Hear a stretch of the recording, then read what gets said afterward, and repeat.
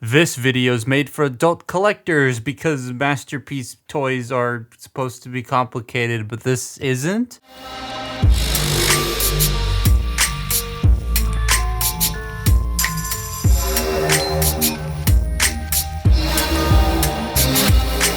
Masterpiece toys can be complex, expensive, and hard to get into. And I forgot to shoot the intro, hang on. So if you want to dip your toes into this market, grab something that's a good example of that, but don't want to break the bank and don't want something that is MP-52 engineering. Well, there's a couple of good examples of good, simple, affordable-ish masterpiece toys, such as Skids and Prowl and Sideswipe, but the one that really stands out to me is Ironhide, because you get all of this, and it can go for the same, if not slightly cheaper than the before mentioned masterpieces. And that's just eBay. At conventions, this thing goes for even cheaper. Just make sure it's the real one, unless you don't care about the KO, then you can get that one too for even cheaper. This is so nice to mess with after riding. Good lord. He's been packed away and shoved on the floor, and he may go to my local shop. I'm not 100% sure. Anyways, Ironhide. This thing was so satisfying to mess with. And you get a lot of stuff. And I think I paid $70 for this brand new at TFCon. Like, you get all of this for the price of a brand new Masterpiece Skids, or hell, even one of the Datsun Bros. I love this van mold. Like, this van is one of my favorite Transformer vehicles. It just looks like a dingus, and I love it. There's actually someone relatively close by to me that has a red one of these here in Canada, which is rare, but also very cool. It's also very tightly packed, and the glossy plastic feels real nice in hand. It's just a solid brick. The extra bits all go on this section here, which doesn't go on the van, but I'm glad they have a place to sit. I hate just having to put accessories in a bag or on the shelf behind the figure. Though you can put a couple of the guns on the van if you want to. There's like a little spring-loaded mech textile port on the top, which is very nice to see. Kind of wish more masterpieces did that. But this is a nice cromulent van. Rims look nice. He has the small wheels, the bumper, and the lights are nice and picked out. There's just enough chrome on it. It's just a nice van. Now, robot. So the reason I like this so much is because of how satisfying it is and how similar it is in, well, not in its engineering, but in principle as this. Because this is really fun to do, barring the roof bit. This you can kind of tell where this and the Siege mold borrow a little bit from here. So it's pretty neat, and it's not difficult. It might be, like, it might look difficult with me here, but again, I am 3 feet in front of a camera right now, so it's going to be a little hard.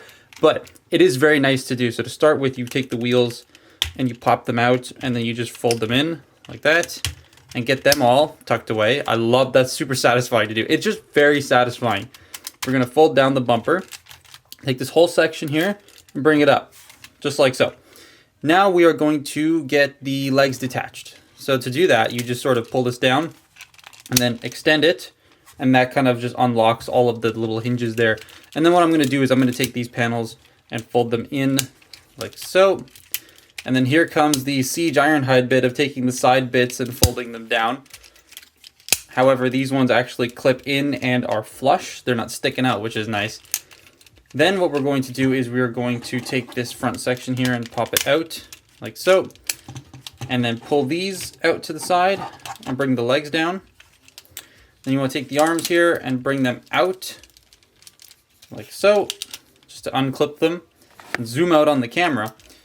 Now what we're going to do is we're going to split the legs, tab in at the feet, rotate at the knee, flip the toes down, and now we can get him standing. That's a very interesting looking Ironhide. Fold these 180 or 90 degrees backwards and bring this section out like that. Going to rotate these and clip them into place. These will become the shoulders, like so, and then bring this up. Now we're going to take these side sections and slide them in, and then peg the wheels into his butt to give him the cheeks of doom. And then we'll just bring this down. Now this part is kind of interesting, so we're going to fold this out. We're going to take this top section here, and you're going to, it's not like a triple hinge setup, so you're going to bring it down and around like so. We are then going to fold this in, and then take this section and pop it down and over the side windows. Make sure the hinge is oriented correctly. I've oriented it incorrectly. There we go. Bring this down and in, and then push it into place. Now these two little hooks will come over here and hook over the shoulders. Then this will come up like that and sort of just tab everything into place up top. Then the shoulders come forward the rest of the way. You open this up, flip out the hand, accordion the arm, and close this up. Kind of like the Siege Seekers a little bit. You can, but like this hand transformation has been used many times, but it reminds me of the Siege Seekers because of how simple it is and how it's like a really good way of compressing the arm. And there you go, that's it, done. That's not hard. That's not complicated at all. It's very fun to flip back and forth, and I keep doing it at my desk when I'm like writing for other things and it's distracting. But yes, Ironhide. It's so simple for what it is. You get something that is about the size of a liter with a satisfying transformation, but it's also not like dead simple. It has that old MP flair to it, and you get tons of accessories that don't break the bank. Well, for a masterpiece anyways. And he looks pretty good. A bit strange in the midsection with the hip panels and the really thin waist behind the like car front piece, but personally I don't mind. Though part of me does wish that those panels could fold up into the upper body and like suck in, but there are upgrade kits for that if you want to do that. It's just a nice looking toy. The red, the gray, kind of hard to mess that up, and they pretty much nailed it. He does kind of look like he's wearing tall boots though. I think that's to do with like how the feet are shaped.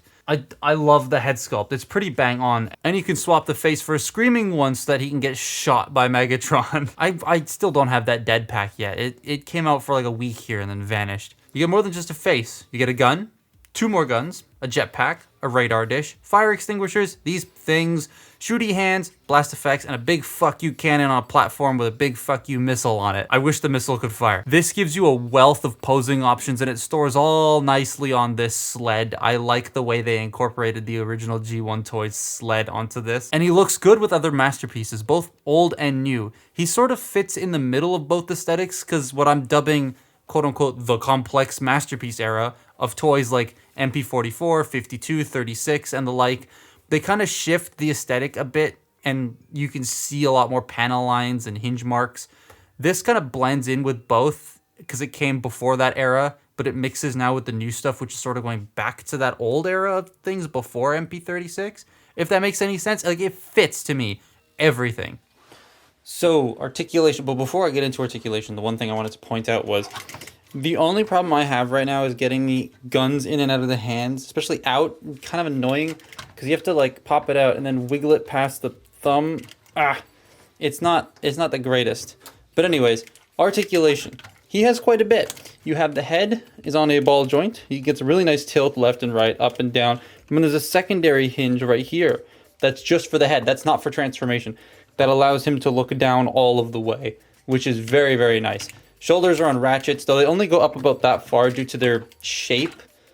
I remember there being like a weird problem with, I think it was Ratchet, because I think Ratchet came out first. I can't remember.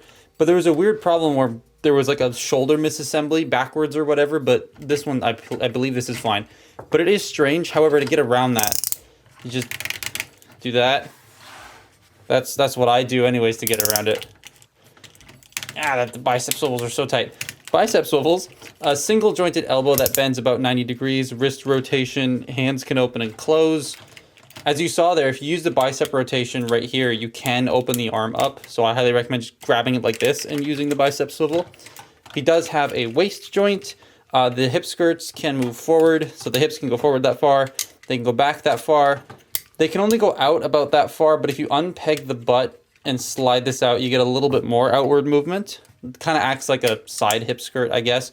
You do have above the knee rotation, 90 degree of bend at the knee. Once it's bent though, your rotation's kind of blocked, so you want to rotate it first and then bend it. And then the ankles can go down a little bit, they can go up a little bit, and he does have ankle tilt, and the toes can go that way. That's for transformation, that's not an articulation point. But like, I just can't get over I got this, all of this, for the same price as this. That's nuts. That's just nuts to me.